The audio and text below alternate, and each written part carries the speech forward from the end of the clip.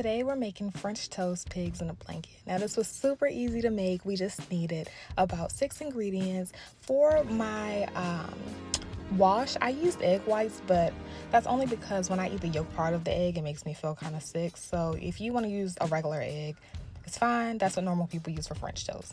I browned my sausages a little bit just to make sure that they're going to be cooked in the oven.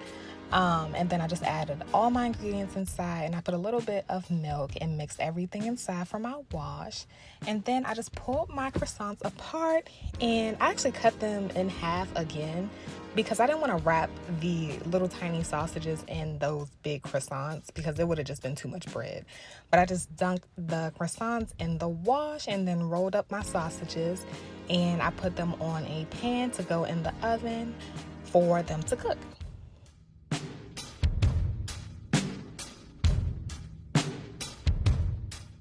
Then I went ahead and put them in the oven on 350 for about 12 minutes just to make sure everything was cooked through. And this is what they came out looking like.